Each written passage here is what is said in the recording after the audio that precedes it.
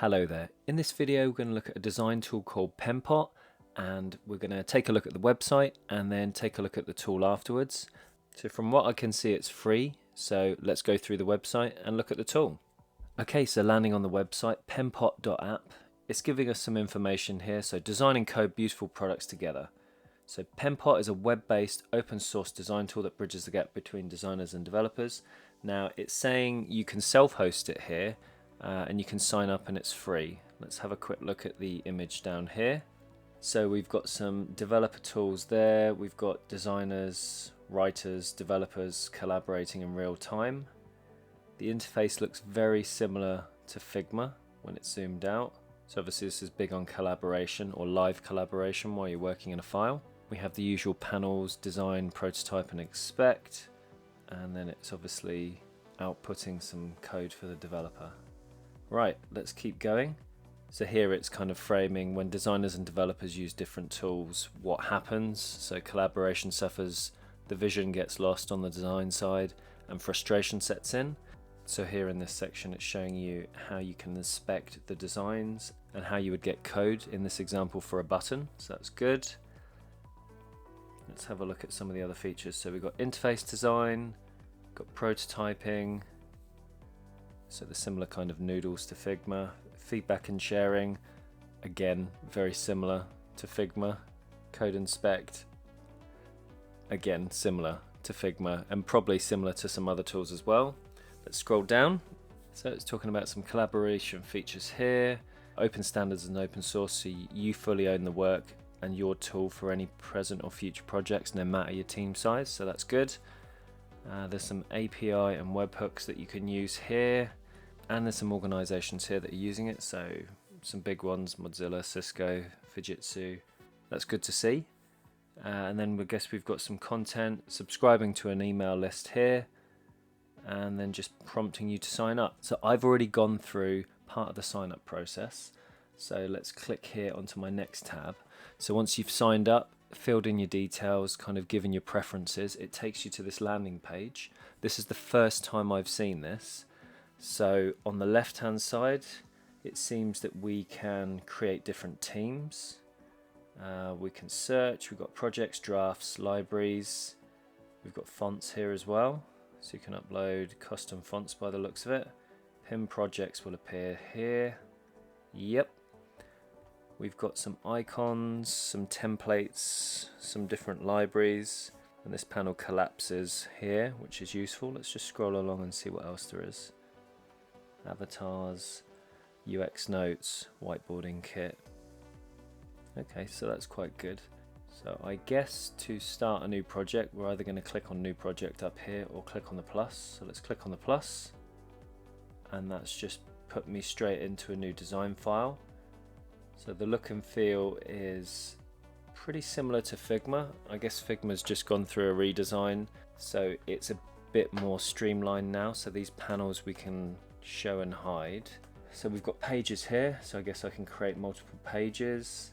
Let's just see what we have here. So what's this? So you've got your color palette here, typographies. Okay, so you can save styles and other things down here. We obviously don't have any libraries or styles at the moment. Let's just close that. So we've got some rulers that are surrounding the canvas here, which is always nice. So I'm sure we can turn them off, but I'm not sure how to do that at the moment. Let's just have a quick look at this tool panel up here. So what happens if I click? Okay, so you can collapse it here. So we've got the, I'm guessing that's just a general move tool. Yep, move, that's the board, rectangle, ellipse, text, image, curve, and path. So let's use board. I'm guessing this is similar to a frame. I wonder if I do that again, does it give me any presets? No, there's no presets there. So if I just draw, so okay, I can just manually draw out a board, and I guess we can, yeah, we can just change the color here in the side panel. I guess we've got the ability to put gradients in there, different colors. Let's see what else we can see on this side. So on this panel here, we've got a design mode, a prototype mode, and an inspect mode. So I'm guessing as we toggle through these, So prototype mode, we start to get the noodles or the arrows that will appear, so you can create the interactions, in this case between different boards. Inspect, this is like dev mode, so it's giving us the width and height just because I have a board at the moment. I imagine if I've got more elements within this board, it will give me more of a breakdown. Let's go back to design mode. So we've got the different heights, we've got the different fills, the strokes, shadow blurs, guides, export functions. Pretty standard stuff, same as Figma. Let's have a look up here. So we've got, I guess this is just zoom, so if I reset the zoom, yep, that takes us to 100%. Guessing we can just drag and drop, oops, guessing we can just click to leave a comment. So just put that in there and post it. And then once you've made a comment, I guess I can click on the comment and just reply. And then I guess, yeah, you have the usual, you can edit the comment, delete it. And I guess here we'll just mark it as resolved. Let's see. Yeah, I think that's what it is. So what if I go back into the comment and untick that? Okay, so the color here changes. Okay, so that's comments. Pretty straightforward, pretty basic, but it does the job and allows you to collaborate with others, so that's nice. The next one here, we seem to have history, so I guess that's the version history, which is useful. So what if I go back to the very beginning?